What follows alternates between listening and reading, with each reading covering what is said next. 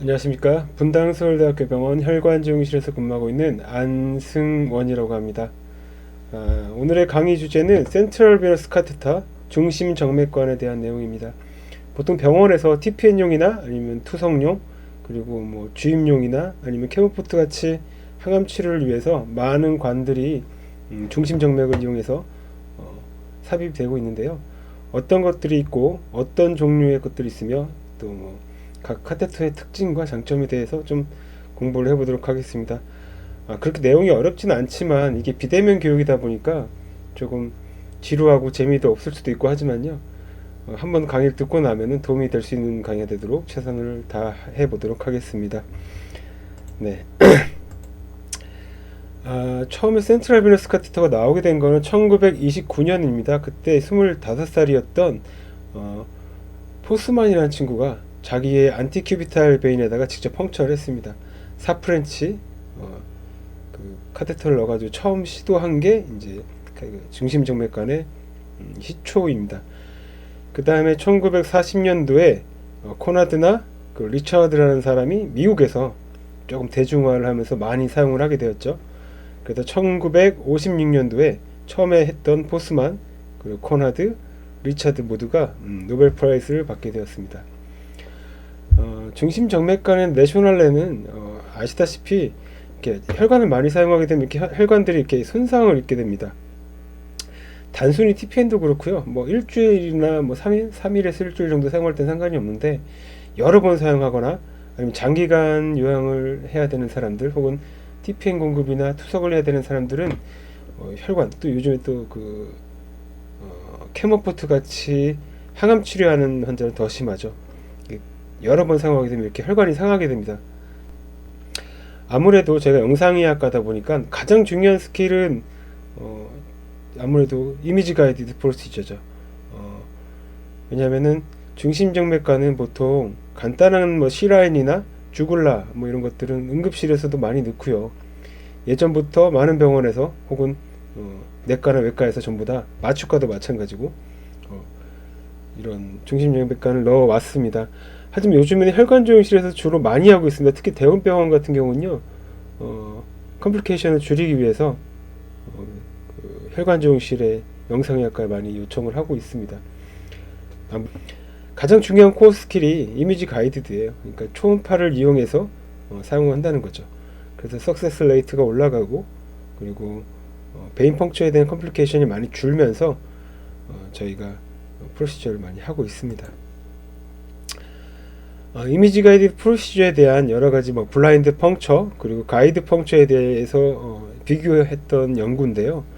보시면 블라인드 펑처라는 건 보통 우리가 안 보고 그냥 펑처하는 경우죠. 응급실에서 환자 뭐 급하게 어디 그 영화나 드라마 보면 외과 의사가 막 뛰어와서 라인을 바로 잡고 막 그러잖아요. 그럼 블라인드 펑처 예전에도 많이 했었습니다. 그리고 가이드 펑처는 제가 이제 초음파로 하는 경우고요. 보통 페일 되는 경우가 블라인드는 5에서 13% 상당히 많은 거죠. 13%라는 거는 10번 하면 한 번은 페일 한다는 거니까 단순히 페일이 문제가 아니죠. 혈관을 많이 찌르다 보면 혈관 손상되고요. 혈관 파열됩니다. 헤마토마 생기고요. 그리고 환자 안 좋아지죠. 그래서 이런 13% 정도의 페일률이 있고요.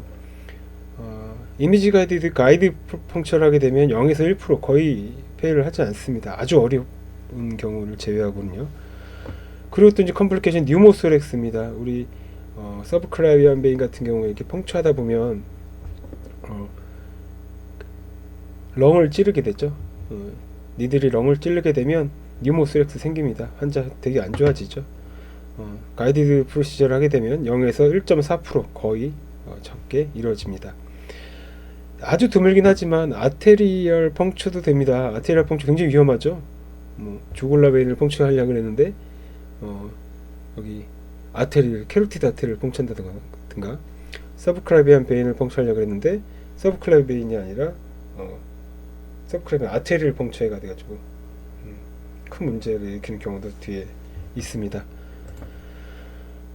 종류를 보면 센트럴 비너스 카테터 종류가 크게는요 터널식 그리고 비터널식 이렇게 크게 나눠집니다.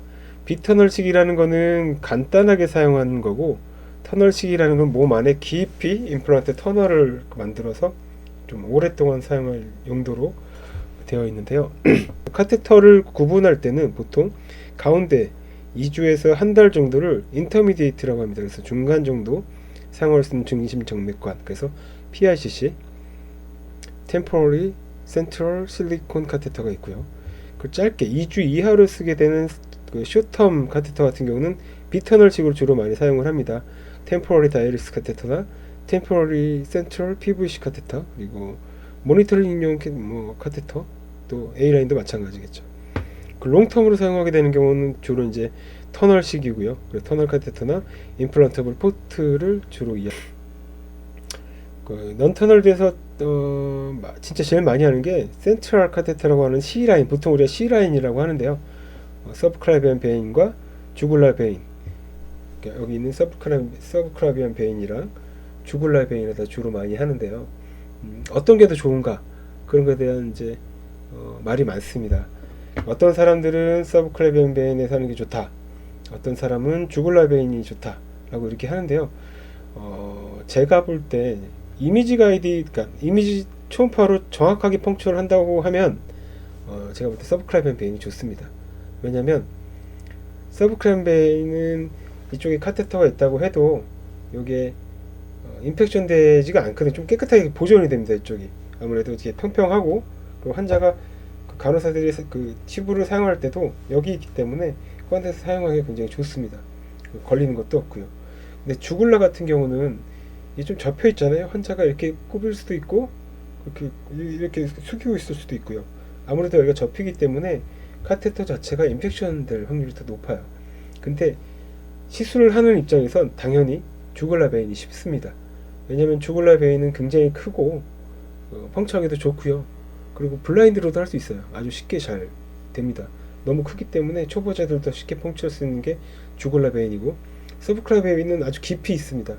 아테리 옆에, 서브클라비안 아테리 옆에 아주 깊이 있기 때문에 요 놈을 펑크하려고 그러면 초음파를 볼 수 있는 능력이 아주 좋아야 돼요.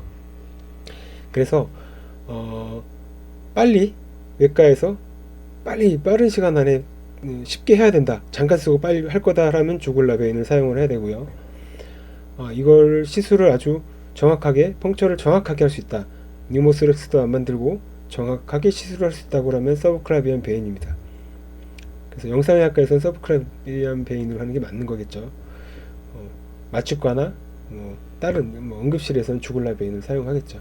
네, 교과서마다 다르긴 한데, 제가 의사들 응급 교과서 이런 거 보면요, 주굴라 베인으로 하라고 돼 있어요. 왜냐면 이게 안전하거든요. 안전하기 때문에 인펙션은 많아도 안전하기 때문에 주굴라 베인을 많이 사용하라고 합니다. 서브클라비안 베인은 깊고 아테리도 주변에 있고, 그리고 뉴모소렉스도 만들 수 있기 때문에 교과서랑 또 실제는 다르기 때문에 저희는 여기로 많이 하고 있습니다. 보통 PVC 카테터고요. 4에서 5프렌치는 아이용, 그리고 6에서 7프렌치는 성인용으로 사용을 하고 있고요. 싱글, 듀얼 혹은 멀티 루멘, 3루멘까지 있는 걸로 알고 있습니다. 그래서 플루이드나 케모세라피, 안티바이오틱스, 트랜스퓨전, 그리고 플라스마 페레시스 같은 여러 가지 시술을 하고 있고요. 이렇게 생겼습니다. 가이드 카테터가 이렇게 되어 있고요. 이게 와이어입니다. 이 와이어를 통해서 이걸 집어넣는 겁니다. 뒤에서도 계속 반복을 하겠지만 카테터 팁에 대한 이야기입니다. 이것도 되게 중요한 이야기인데요. 뒤에서 더 다루도록 하겠습니다. 기본적으로는 이건 C라인을 한 건데요. 서브클라비안 베인을 통해서 이렇게 카테터가 이렇게 들어가 있고요. 이 위치는 SVC와 RA 정션에 위치되어 있다고 보통 이렇게 이야기를 합니다. 근데 이거 보시면 아시겠지만 우리가 CT나 MR로 그 위치를 정확히 단면을 보지 않고서 그냥 여기가 SVC와 RA 정션이라고는 사실은 이 단순 엑스레이 영상을 보고 알기는 어렵죠. 그래서 그걸 구분하는 그 그레이드나 레벨에 대한 연구도 있고요. 뒤에서 설명하도록 하겠습니다. 두 번째로 넌터널에서 해모 카테터입니다. 보통 투석용 카테터라고 불리는 해모 카테터인데요. 투석용 카테터는 서브클라비안은 넣을 수가 없습니다. 왜냐하면 너무 위험하고 작기 때문에. 그리고 해모 카테터는 좀 굵어야 돼요. 우리가 보통 분당 300ml 정도의 속도로 투석을 하기 때문에요. 그 그 정도 속도가 나려면 루멘이 굉장히 굵어야 됩니다. 주글라 베인으로 당연히 어프로치를 해야 되고요. 그리고 크기가 굉장히 큽니다. 보시면은 아이들도 10프렌치고요. 성인들은 12에서 14프렌치입니다. 저희 병원은 주로 14프렌치를 사용하는데요. 이 정도 크기의 굵기의 카테터를 넣어야 되기 때문에 주글라 베인을 주로 사용합니다. 방향은 뒤에서도 얘기하겠지만 보통 오른쪽으로 사용합니다. 이 오른쪽으로 사용해야지 이렇게 수직으로 이렇게 내려오는데요. 왼쪽으로 하게 되면 이렇게 좀 한 바퀴 꺾이기 때문에 이게 좀 문제가 생길 수도 있습니다. 이렇게 해머 카테터는 이렇게 생겼고요. 요즘에 나온 뭐 파워 트라이얼 13프렌치는 이렇게 양쪽에 투석을 할 수 있고, 이제 PICC처럼 라인을 중심 정맥으로 사용할 수 있는 이렇게 세 가지 타입도 나오고요. 그래서 보통은 이렇게 두 가지가 있습니다. 하나는 들어가는 거, 하나는 나오는 거. 이렇게 해서 투석을 하는 거죠. 이것도 마찬가지로 카테터의 팁은 SVC와 RA 정션에 있습니다. 대표적으로 좀 많이 사용한 아까도 말씀드렸던 PICC입니다. 페리퍼럴에다 넣어가지고 말초 혈관으로 하기 때문에 인펙션도 적고요. 진짜 많이 하고 있습니다. 저희 병원 같은 경우는 한 달에 한 300개, 400개 정도 하고 있는 것 같아요.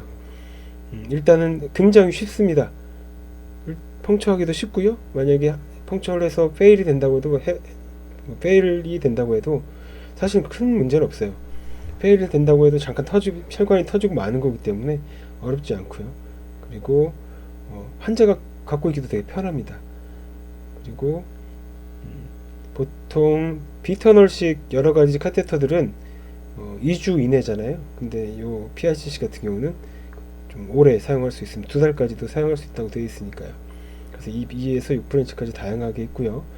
그리고 요즘은 실리콘은 별로 없는 것 같고요. 폴리우레탄을 주로 사용을 하고 있습니다. 카테터는 이렇게 생겼습니다. 아주 길게 생겼죠. 팔에 있는 혈관을 이용해서 들어가기 때문에 뒤에서부터 쭉 해서 위치는 똑같이 아까처럼 중심정맥 SVC와 RA 정션에 위치해 있습니다. 우리가 팔을 펑처할 때 팔에 어떤 혈관을 이용하느냐라는 그런 이야기입니다. 바질릭 베인을 이용할지, 브라키알 베인을 이용할지, 아니면 세팔릭 베인을 어플로치할지는 상황에 따라 다 다르겠죠. 일단 그 혈관의 특징을 보시면요, 세팔릭 베인은 표제 정맥이죠. 말 그대로 아주 가까이 있습니다. 이렇게 피부 가까이 있어서 운동을 많이 하는 사람들은 겉으로 보이기도 하죠. 그래서 그 간호사들이 이제 외래에서 그 밖에서 이렇게 잡기도 합니다. 그래서 어느 병원은 세팔릭 베인으로 밖에서 그냥 블라인드로 하기도 하고요. 그래서 요걸 이용하기도 하고, 또 브라키알 베인이라고 있습니다. 브라키알 베인은 이 여러 가지 베인 중에서 가장 깊숙이 있습니다. 보시면 아시겠지만 머슬과 머슬 사이 아주 깊은 곳에 요 두 개가 브라키알 베인입니다. 이 브라키알 베인이 두 개로 있다가 팔 위쪽으로 이렇게 올라오면서 이제 하나로 합쳐지는 그런 모양을 볼 수 있죠. 그래서 브라키알 베인은 근데 위험한 게 바로 옆에 아테리가 있죠. 브라키알 아테리가 있고요. 여긴 보이지는 않지만 머슬과 아테리, 베인 이 사이에 신경들이 있습니다. 너브 그 번들들이 있어서 거기를 잘못 펑처하게 되면 환자 너무 아픕니다. 그냥 막 자지러지죠. 초음파에서 보시면 이렇게 되어 있습니다. 요게 아테리고요.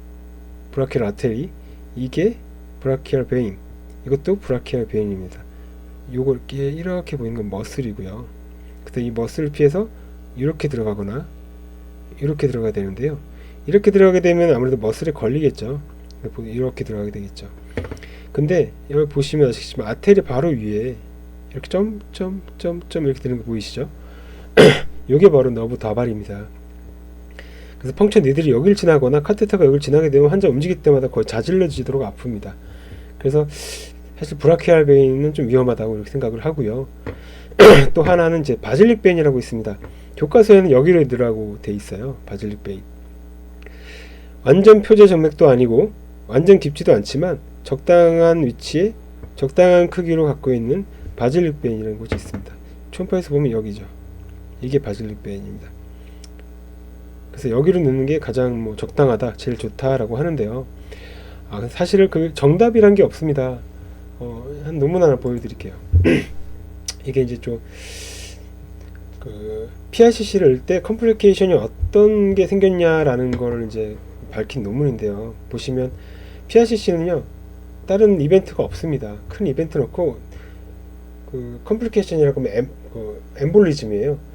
카테터가 이 안에 있으면서 엠볼리즘이 생겨서 혹시 이게 날아가서 심장으로 날아간다거나 아니면 머리로 날아간다거나 심장을 통해서 이런 경우는 컴플리케이션이라고 하는데 PRCC는 보통 날아가는 컴플리케이션 제로라고 나왔습니다. 거의 뭐 없다는 얘기죠. 근데 주로 생기는 게 카테터 주변, 그러니까 혈관 자체가 다 스롬보스가 생겨서 막히는 경우가 제일 흔하다는 그런 이야기입니다. 보시면 PRCC가 딥베인 스롬보스 CVC보다는 딥베인 스롬보스를 유발하는 확률이 더 제일 많다. 쉽게 말해서 어떤 혈관이든 상관없습니다. 상관없지만 안전하게 넣을 수만 있다면 어디든 상관이 없죠. 하지만 스롬보스가 안 생기려면 직경이 어느 정도 이상 돼야 된다는 거죠. 베슬의 직경, 이 초음파에서 보시면 이 정도 크기 괜찮습니다. 이것도 괜찮고요. 이것도 괜찮아요. 이런 경우는 어디에 넣어도 상관없습니다. 근데 교과서에서 바질리겐이라고 했다고 이게 되게 작은데도 여기를 억지로 넣으면 스롬보스를 유발하게 되겠죠. 그래서 초음파로 봤을 때 가장 안전해 보이고 가장 커 보이고 가장 적당한 곳에 넣어주면 되겠습니다. 네, PRCC 시술 영상을 한번 보여드리겠습니다. 제가 강의 준비하면서 요거 영상을 좀 찍어 왔어요. 보시겠습니다.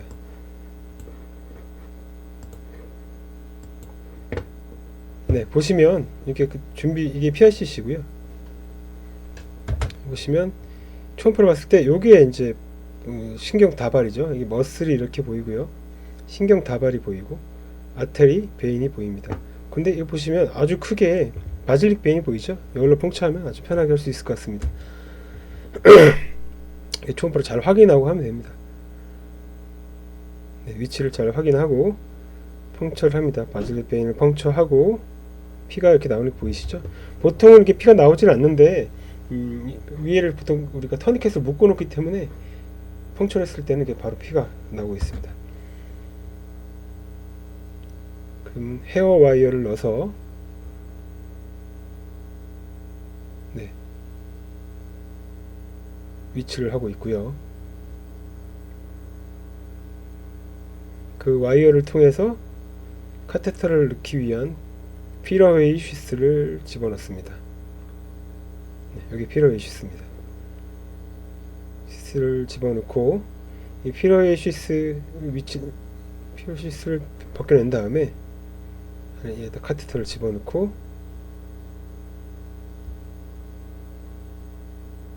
피러웨이 슈스를 찢어버리면 이렇게 네, 카테터를 깔끔하게 집어넣을 수가 있죠. 이렇게 팔에 갖고 있으면 아주 편합니다. 환자도 뭐 문제도 없고요.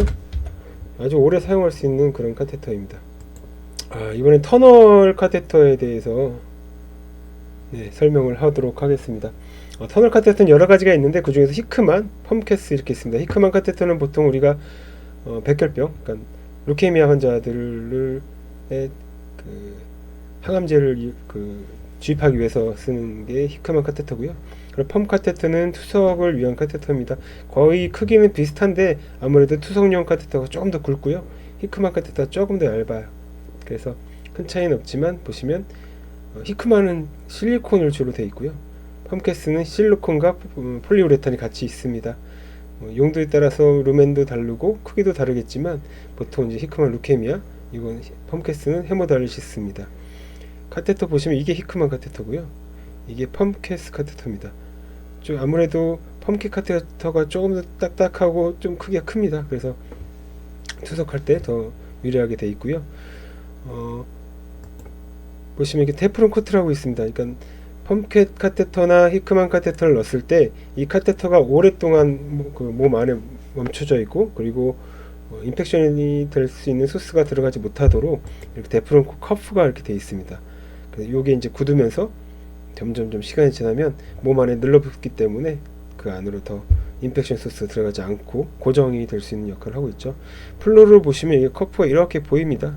이렇게 보이는데 우리가 히크만이나 펌 카테터를 넣고 나서 우리가 제거를 하잖아요. 시술 끝나고 나서 제거를 할 때는 요 데프론 커프까지 다 빼줘야 됩니다. 그러지 않으면 환자 몸 안에 인펙션 소스가 될 수 있기 때문에 주의해서 해야 됩니다. 케모포트입니다. 가장 많이 하고 있는 항암 치료용 포트죠. 우리가 2달, 1년 혹은 2개월 이상 이렇게 2년 이상 항암 치료를 하게 될 때는 포트를 안에 넣어놓고 그 포트를 이용해서 그 챔버에다가 약을 넣으면서 하고 있습니다. 환자분들이 외래로 이렇게 오시잖아요. 첫째 날 와가지고 2시간 맞고, 일주일 있다가 와서 3시간 맞고, 그 다음에 와서 4시간 맞고, 이런 식으로 길게 맞을 때는 8시간, 더 길게 맞을 때는요, 달아놓고 집에 가서 하루 24시간 맞기도 합니다. 그럼 그 루트를 굉장히 오랫동안 유지를 해야 되기 때문에 가장 안전하고 오랫동안 갖고 있게끔 포트라는 것이 개발이 되었고, 지금도 굉장히 항암 치료할 때는 아주 기본적으로 사용을 하고 있는 제품입니다. 종류도 여러 가지 있지만 일단 하는 법이나 간단한 소개를 하도록 하겠습니다. 위치는 보통 이렇게 메디얼 사이드에 이렇게 글루브가 있잖아요. 글루브 안쪽에다가 이렇게 클라비클과 글루브 안쪽에다가 이렇게 심고 있고요. 여러 가지가 있지만 티타늄도 있고요. 플라스틱도 있습니다. 티타늄은 아무래도 내구성이 좋고요. 플라스틱은 보이지가 않기 때문에 엑스레이 투과가 안 되기 때문에 아무래도 팔로업 할 때 좀 좋겠죠. 뒤에서 보여드릴게요. 그리고 우레탄도 있고 이너가 넓은 것도 있고 파워 인젝터블이라고 해서 CT나 MR을 찍을 수 있는 그런 포트도 있습니다. 근데 실제로 하지는 않죠. 이게 스럼보스가 날아갈 수도 있기 때문에 실제로는 하지는 않습니다. MR 임플란터블 포트라는 것도 있어요. 보시면 포트가 아까 전에 보시면 여기 있잖아요. 포트가 이렇게 있고 튜브가 이렇게 들어가서 카테터 팁 위치를 하고 있는데 이 포트는 보시면 포트가 안 보여요. 카테터는 보이는데 포트가 안 보이죠. 이런 것들 보통 플라스틱으로 되어 있는 MR 자기의 영향을 받지 않도록 하기 위해서 만들어진 그런 포트입니다. 요거의 특징은 보통 브레스트 캔서 환자들한테 많이 사용을 해요. 브레스트 캔서 환자들은 예를 들어서 오른쪽에 브레스트 캔서가 생겨서 치료를 합니다. 치료를 하고 나서 포트를 넣고 치료를 다 한 다음에 이게 전이가 될 수도 있거든요. 혹은 다시 리커가 될 수도 있어요. 그러면 포트가 있는 상태에서 MR을 찍었을 때 시그널이 죽어서 잘 보이지가 않아요. 그 위에 리커가 됐는지 안 됐는지. 그래서 이 리커가 안 되는 이런 임플란터블 포트가 MR에서 어떻게 보이는지 보여드릴게요. 보시면 요게 포트입니다. 요게 포트고요. 요게 머슬이고 요게 이제 지방이죠. 지방층 이렇게 표피가 있고 이 주변에 보시면 시그널 죽는 게 하나도 안 보이죠. 포트만 딱 보이고 단면을 더 보여드릴게요. 보시면 포트만 딱 보이고 주변이 깨끗하게 죽는 시그널이 하나도 없죠. 깨끗하게 보입니다. 이런 포트는 이제 그래서 우리가 브레스트 캔서 환자한테 주로 사용을 하고 있습니다. 가끔 이런 경우도 있어요. 그 브레스트가 굉장히 크신 분들 있잖아요. 그런 분들은 일단 만약에 포트를 넣으면 이 포트가 지금은 되게 위치를 잘 넣어놨는데 누웠을 때 시술한 거잖아요. 이제 일어서서 딱 보면 이제 가슴이 아래로 처지면서 이렇게 올라가는 경우도 있습니다. 그래서 브레스트가 이제 크신 분들은 포트 위치를 아주 가까이 클라비클에 가까이 붙여놓는 경우도 있습니다. 보통 억세스 사이트가 어클로전 돼 있어서 시술하기가 어렵게 되면 다시 리카나데이션을 하기도 하고요. 그리고 그게 잘 안 될 경우에는 트랜스 룸바 IVC로 넣기도 하고 콜라테럴 베인, 페모럴 베인을 넣기도 하고요. 근데 아무래도 페모럴 베인은 갖고 있기가 좀 불편하겠죠. 그래서 인펙션도 많이 됩니다. 정 안 되면은 다이렉트로 이제 브라키얼 세팔릭 베인을 바로 찌르기도 합니다. 그리고 여러 가지 SVC와 IVC 오클루전이 되어 있으면 트랜스 헤파틱으로 넣기도 하고요. 이런 건 제가 본 적은 없고요. 이론적으로만 있는 것들입니다. 이 사진은 좀 특이한 건데요. 보시면 IVC를 이용해서 캐놀레이션 한 겁니다. 뒤에 보시면 룸바 베인을 이용해서 들어가서 이렇게 룸바 베인 통해서 위치를 하는 그런 영상입니다. 케모포트 슈처도 요즘에는 아주 깨끗하게 하고 있습니다. 옛날 같은 경우에는 이거 보시면 요거 많이 했어요. 아시는 분이 스테이플러 아시죠? 이 스테이플러를 이용해서 그냥 바로 찝어버리는 경우도 많이 있었는데 요즘 상처를 굉장히 조심히 중요하게 생각합니다. 그리고 케모 에이전트가 너무 좋아져가지고 캔서에 걸린다고 환자가 죽는 게 아니잖아요. 그리고 또 젊은 여자 같은 경우는 여기 상처가 나면 옷 입었을 때 굉장히 불편해하기 때문에 상처에 굉장히 예민합니다. 캔서가 걸렸다고 과거처럼 끝이 아니에요. 치료받고 계속 다니기 때문에 상처에 대해서 굉장히 예민합니다. 보시면 이런 스테이플러를 찍는 경우는 거의 없을 것 같아요. 아직도 있는지는 모르겠네요. 제가 알기로는 거의 없습니다. 스테이플러는 거의 안 하고요. 나일론도 거의 안 해요. 나일론은 하고 나서 나중에 상처를 제거해 슈처를 제거해 줘야 되는데, 슈처를 제거해 주는 나일론을 사용을 하게 되면 아무래도 상처가 남습니다. 그래서 이거 별로 안 하고요. 요즘 많이 하는 건 이제 모노신이라고 해서 안에 그 머슬만 꾸며주는 업저버블 실로, 녹는 실을 이용을 많이 하고요. 그리고 안에를 실로 하고 겉은 이제 또 이런 본드, 더마본드나 글루 같은 걸로 겉을 이렇게 발라줘서 상처가 최대한 안 나도록 하는 그런 걸 하고 있습니다. 네, 캐모포트를 삽입하는 영상을 제가 갖고 왔습니다. 한번 보시죠.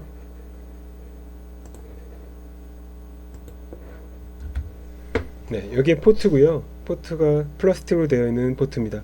이 터널러고요. 펑처할 것과 위치를 다 준비하고요. 초음파 그리고 플로로 영상, 환자를 준비합니다. 네, 삽입할 곳에 주글라 베인을 펑처를 해서 시작을 하거든요. 그래서 주글라 베인을 먼저 펑처를 하고, 펑처하기 위해서 미리 이제 마취를 하고 있습니다. 그리고 포트를 삽입할 곳에도 리도케인을 통해서 충분하게 마취를 해줘야 됩니다. 네, 충분히 마취를 해주고요.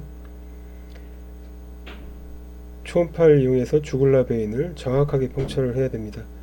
너무 깊으면은 니모스렉스가 생기기 때문에 정확히 펑처를 하고 와이어를 넣어서 위치를 확인합니다. 플로러로 위치 확인해서 베인에 펑처됐다는 걸 정확하게 확인을 한 다음에 MPI 슈스를 넣고요.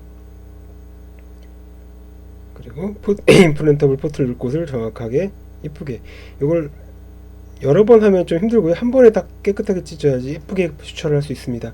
여기를 여러 번 하다 보면 좀 지저분하게 되죠. 그래서 5에서 10mm 정도 적당한 두께의 서브큐타너스 위치에 정확하게 터널러를 하기 위해서 예쁘게 열고 있는 모습입니다. 중간중간에 시간이 될 때마다 이렇게 베타딘을 통해서 소독을 해줘야 되고요. 포트는 한 번에 임플란터블하게 삽입이 되게 되면 1년 이상 쓰기 때문에 처음 넣을 때가 아주 중요해요. 처음 넣을 때 아주 깨끗하게 잘 넣어야 됩니다. 터널러를 이용해서 터널을 하고요. 포트의 입구와 주글라 입구까지 이렇게 예쁘게 연결을 합니다. 그리고 포트를 정확하게 잘 심어 놓고요. 그리고 이제 길이를 재야 되기 때문에 이 카테터를 환자의 몸에 올려놓고 이렇게 길이를 잽니다. 위치까지 정확히 맞출 곳을 잰 다음에 거기를 커트합니다. 잘라내고요. 그리고 3호 와이어로 길게 교체하고요. 그리고 필러웨이 시스를 넣어서 카테터를 집어넣습니다. 손에 가려서 잘 안 보이는데 찍을 때 너무 힘들었어요. 이걸 다 집어넣고 필러웨이 시스를 찢어내면 이제 예쁘게 포트를 잘 삽입을 하게 됩니다. 예, 위치도 잘 맞죠. 카테터 위치, 카테터 팁의 위치, 그리고 그루브의 모양 아주 예쁘게 잘 들어간 포트의 영상입니다. 슈처할 때도 아까 말씀드렸듯이 저희가 녹는 실을 이용해서 서브큐를 먼저 슈처합니다. 겉에를 슈처하는 게 아니라 안에를 슈처하는 거죠. 이 안에를 보시면 이 안에를 서브큐를 떠서 이렇게 슈처를 해주게 되면 아주 예쁘게 슈처가 됩니다. 보시면 겉에 실이 안 남고요. 피부끼리만 이렇게 예쁘게 이렇게 딱 붙는 그런 거를 볼 수 있습니다. 보면 이렇게 예쁘게 붙죠. 이렇게 한 두세 군데 더 예쁘게 슈처를 해주면요, 네, 이렇게 됩니다. 살짝 피가 나긴 하지만 아주 예쁘게 되고요. 거기다가 아까 말씀드렸던 인체 본드, 글루나 더마 본드 같은 걸로 이렇게 예쁘게 붙입니다. 네. 그리고 아까 펑처했던 주글라 부위도 이걸 이용해서 붙이면 아주 깔끔하게 되는데요. 네, 이쁘게 됐죠? 안 이쁜가요? 네. 그래서 이렇게 치수를 하고 있습니다. 아까 같이 더마본드를 이용해서 피부를 하게 되면 굉장히 깔끔해집니다.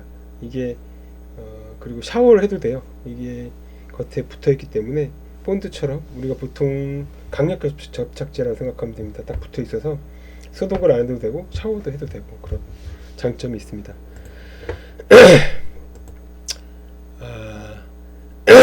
바스큘러 액세스 사이트에 대한 몇 가지 사항을 설명을 드릴게요. 우리 몸에 바스큘러 액세스 할 수 있는 곳이 여러 군데 있는데요. 보시다시피 인트로 주굴라 베인, 아주 크고 들어가기 좋은 위치에 인트로 주굴라 베인이 있습니다. 그리고 익스터널 주굴라 베인이라고 있는데요. 이게 인터널 주굴라 베인이고, 이게 문제가 생기거나 막히면 익스터널 주굴라 베인이 커져서 이렇게 내려오게 됩니다. 그리고 서브클라비안 베인은 이렇게, 여기가 서브클라비안 베인이고요. 엑실러리 베인도 있는데 사실 엑실러리 베인을 사용할 일은 거의 없어요. 그리고 아까 말씀드렸던 PICC 쓸 때 바질릭, 브라키알, 세팔릭 베인이 있고요. 그리고 이런 것들이 다 안 됐을 때 페모랄 베인, 인펙션 확률은 높지만 페모랄 베인도 사용을 합니다. 그리고 트랜스헤파틱 IVC, 트롬보스 베인 여러 가지가 있습니다. 근데 교과서에서 보면 어디를 사용해야 되냐라는 얘기는 아까도 말씀을 많이 드렸지만 일단 큰 정의는 이렇습니다. 보통 헤모다이올리시스, 그러니까 투석을 해야 될 환자 같은 경우는 첫 번째로는 오른쪽 인터널 주굴라, 오른쪽 인터널 주굴라를 이용해서 해라.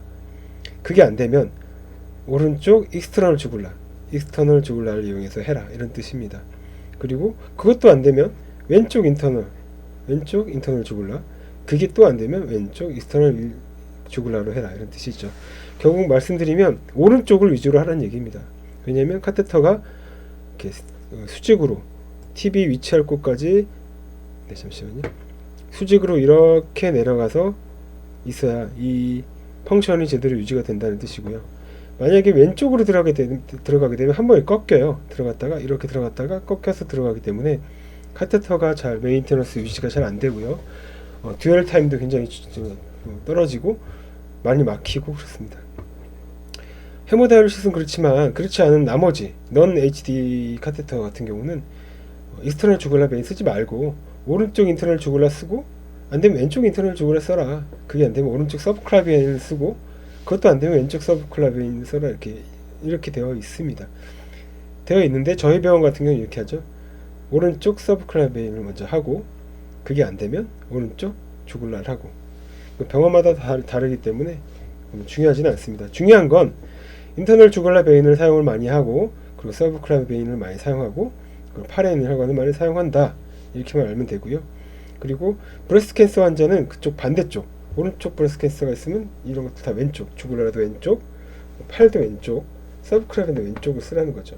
만약에 여기에 튜머가 있으면 반대쪽으로 하라는 얘기입니다. 아까 말씀드렸던 그 내용이 또 반복이 되는데요. 빨리빨리 넘어갈게요. 바질릭 베인과 세팔릭 베인, 브라키알 베인이 있는데, 바질릭 베인을 많이 써라라고는 교과서에 나와 있지만 아까 제가 말씀드렸듯이 이 중에서 큰 걸 쓰면 된다, 그런 얘기고요. 그리고 페모랄 베인은 좀 위험하다. 그리고 서브클라비안 베인도 좀 웬만하면 HD는 좀 피해라, 이런 얘기입니다. 인터널 주굴라 베인을 액세스할 때 액세스하는 방법에 대한 이제 방법론인데요. 보시면 수직으로 바로 들어가기 때문에 머슬과 머슬 사이에 이렇게 집어넣습니다. 보시면 제 여기 보이시나요? 혹시? 예. 이렇게 똑바로 누워 있을 때 안 보이는데 이렇게 고개를 돌리면 이 머슬이 두 개가 보여요. 앞으로 전방되어 있는 머슬과 뒤에 있는 머슬 보이시나요? 네, 여기 그렇죠. 요거와 요거 사이, 요 사이에다가 펑처해서 들어가면 바로 주굴라 베인이 나오거든요. 그래서 예전에는 그냥 초음파 없이 했습니다. 이 머슬과 머슬 사이에다가 펑처해서 이렇게 그냥 집어넣는 거죠. 수직으로 집어넣으면 바로 베인이 나와서 그것도 넣으면 된다, 라는 내용의 그런 내용입니다. 그래서 최대한 낮은 쪽에다가 초음파로 펑처하라는 얘기입니다. 보시면 그 해부학 구조를 보시면 이렇게 머슬이 있잖아요. 아까 만졌던 그 머슬과 머슬 그 사이에 집어넣으면 되고요. 아테리를 좀 피하겠죠. 아테리 들어가면 큰일 납니다. 근데 사실 캐로티드 아테리는 잘 펑처를 하지 못하는 게, 캐로티드 아테리는 좀 작아요. 주굴라 베인이 워낙 커서 이런 컴플리케이션 별로 보통 없고요. 초음파로 보시면 아시겠지만 이렇게 큽니다. 주굴라 베인이 이렇게 크고요. 그 옆에 보이는 게 이게 카로티드 아테리입니다. 그래서 베인을 확인하기 위해서 프로브를 누르면 이렇게 베인이 이렇게 탄성이 이렇게 들어가죠. 예, 이렇게 아까 그림 제가 보여드린 영상처럼 머슬과 머슬 사이를 타겟해서 들어가면 됩니다. 그리고 초음파를 이용해서 가이드한 방법인데요.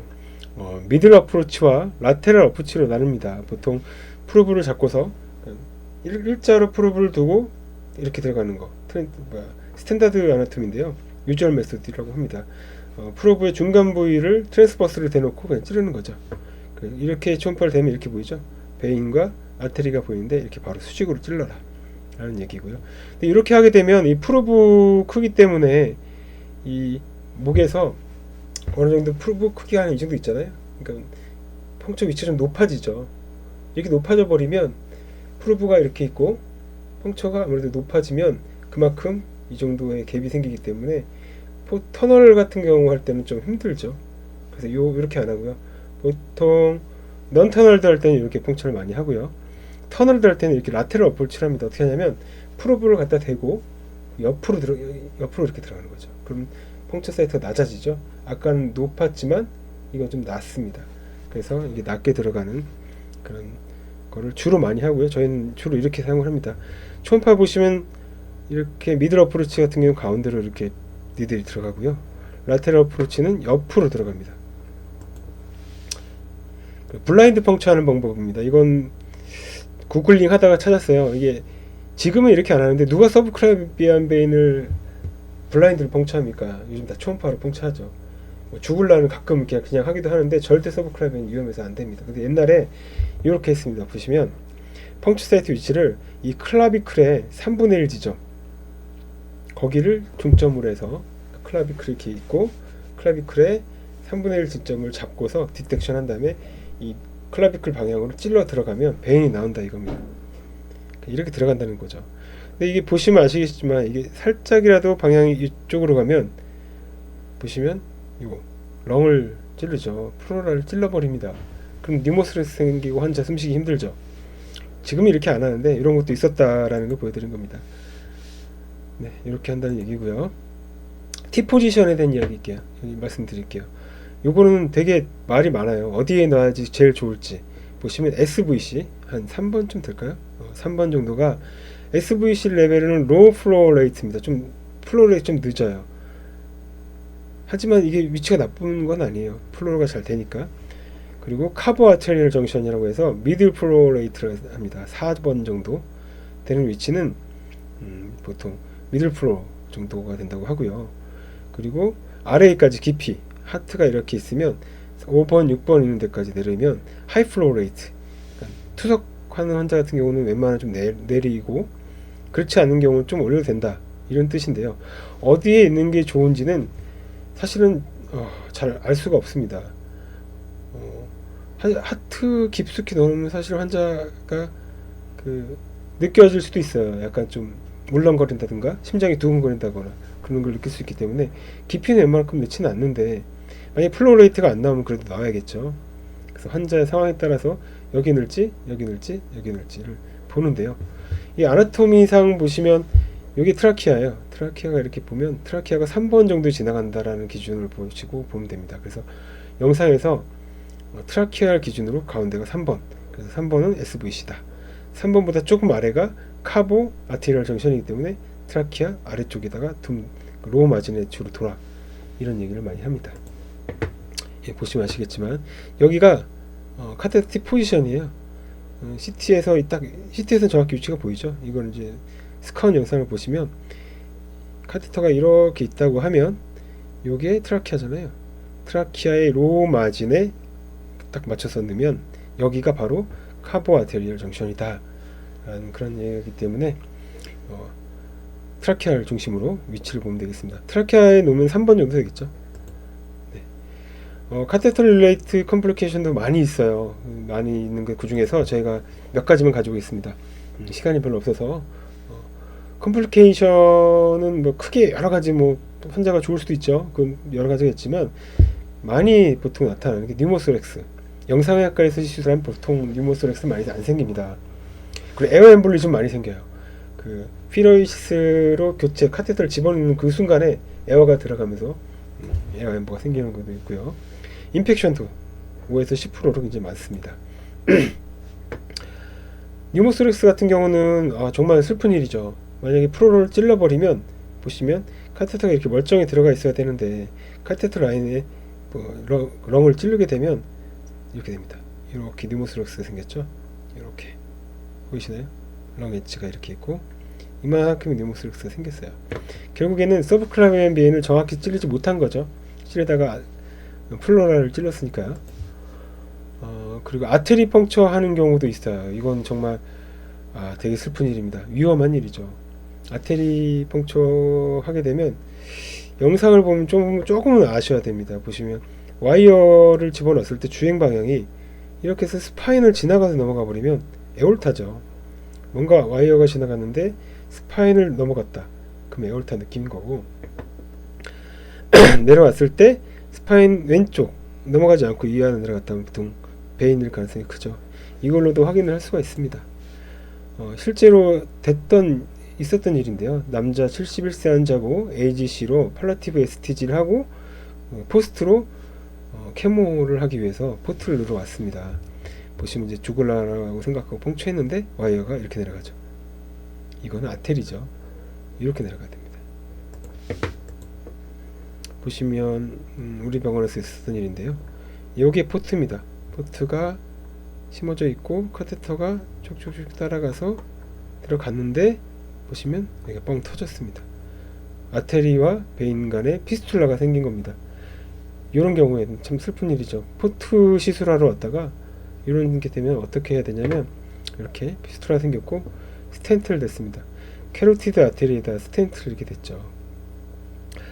이 스텐트 정말 슬픈 일입니다. 이 캐로티드 스텐트는 이거 계속 발라펴야 되고 계속 약 먹어야 되고요. 그러니까 한 번의 실수가 이렇게 큰 일을 생기게 합니다. 엠볼리즘도 컴플리케이션을 많이 생기고 있습니다. 보통 피로이시스를 이용해서 넣을 때 생기거나 이런 네거티브 프레셔에 의해서 생기는데요.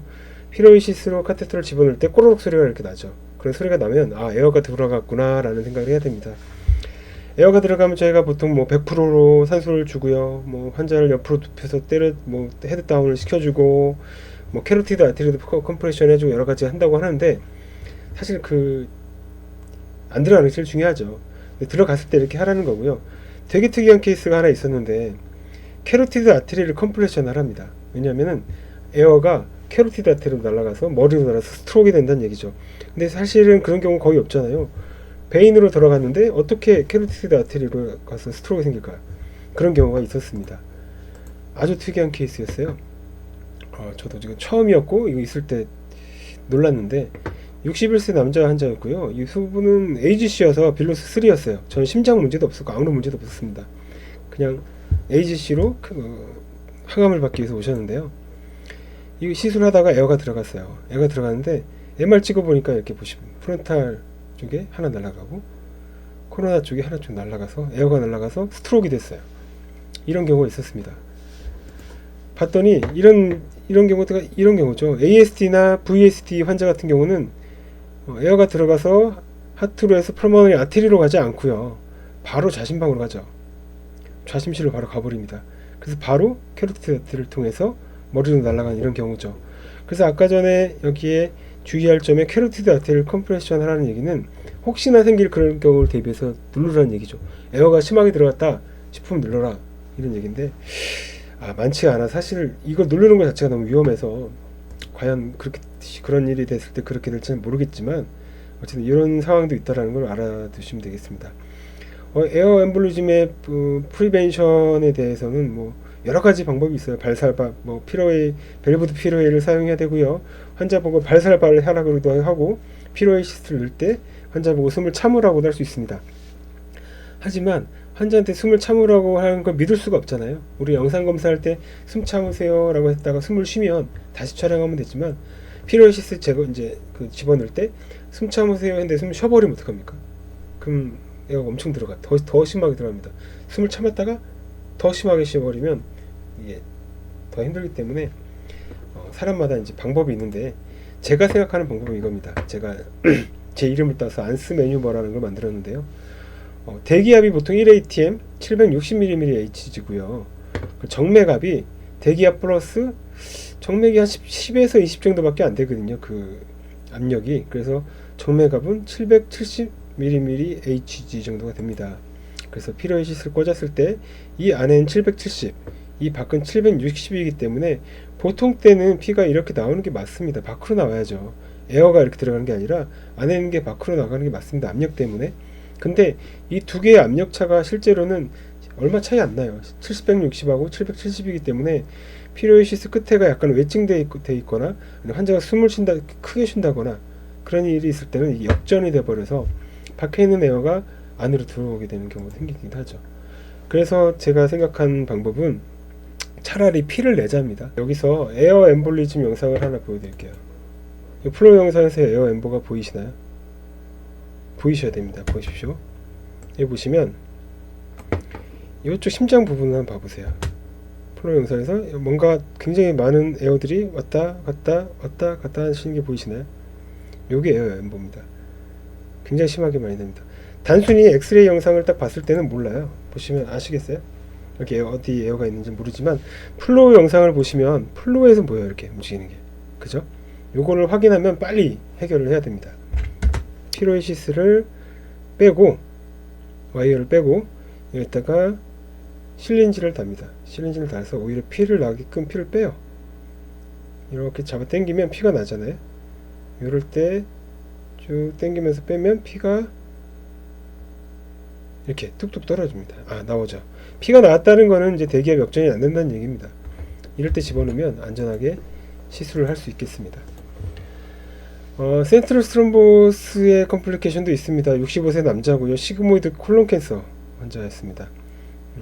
하고 나서 시술 다 끝나고 나서 나중에 넥 스웨일링이랑 라이트 사이드 캐모프트가 위쪽으로 자꾸 올라가는 느낌이 든다고 해서 오셨어요. 보시면 카테터 팁 주변에 스롬보스 보이시죠? 팁 주변에 스롬보스가 있고요. 올라베인 쪽에도 굉장히 큰 스롬보스가 보입니다. 이렇게. 이런 경우는 이제 스롬볼라이시스를 해줘야 됩니다. 카테터 페모럴 베인을 펑추해서 카테터를 올리고요. 가이드를 이용해서 이쪽에 이로키나제로 녹여주고요. 가이딩을 이용해서 석션을 해서 깨끗하게 벌론도 해주고요. 그래서 이렇게 깨끗하게 만들어준 케이스입니다. 종종 피처프 신드롬이라고 해서 첫 번째 립과 클라비클 사이에서 이렇게 뜯어지는 경우도 있어요. 이게 계속 마찰이 되면서 움직이면서 팍 끊어져서 이렇게 끊어집니다. 이렇게 되면 문제가 뭐냐면 사실은 요거는 상관없어요. 얘는 박해 있기 때문에 요 놈을 제거하는 거는 자르고 잡아 당기면 나옵니다. 중요한 건 요겁니다. 카테터가 끊어져서 하트로 날아간 거죠. 요거는 우리가 이제 인터벤션적으로 끊어야 합니다. 끊는 거 보시면 이렇게 스네어를 이용해서 카테터를 잡아 당기는, 혹은 바스켓을 이용해서 돌려서 잡아 당기는 이런 시술을 하기도 합니다. 종종 저희가 포트 리모버를 하고 나서 이렇게 포린 바디가 남는 경우도 있어요. 보시면 카테터는 다 빠졌는데 이 안에 있는 부속물들이 이렇게 남는 경우도 있습니다. 예전에 한번 굉장히 컴플리케이션을 심하게 하셨어요. 뭔가 만져지는 게 있는데 이게 뭔지 모르겠다. 이거 혹시 의료사고 아니냐? 이거 제대로 뺐어야 되는데 지금 안 빼고 도대체 뭐 한 거냐? 라고 이렇게 컴플레인을 하신 분들이 몇 분 계셨습니다. 그래서 영상을 찍어보면 카테터를 빼는데 이 안에 있는 부속물 하나 빼지지 않았습니다. 이런 것들이 남죠. 이렇게. 그럼 다시 찢어서 이렇게 들어가서 이걸 빼내야 됩니다. 그러니까 리무벌 할 때도 좀 조심해야 되는데, 사실 모든 병원들이 리무벌은 보통 교수님들 안 하시죠. 보통 전공의 선생님들이 하시죠. 그러다 보니까 이런 일들이 종종 생기곤 합니다. 네, 제가 준비한 영상은 여기까지고요. 강의는 여기까지입니다. 좀 부족했지만 강의가 좀 도움이 되셨으면 합니다. 비대면 교육이 빨리 끝나고 다 이제 만나서 얼굴 보면서 강의하고 이야기하고 그런 보수교육이 이제 빨리 왔으면 좋겠습니다. 네, 강의를 마치도록 하겠습니다. 감사합니다.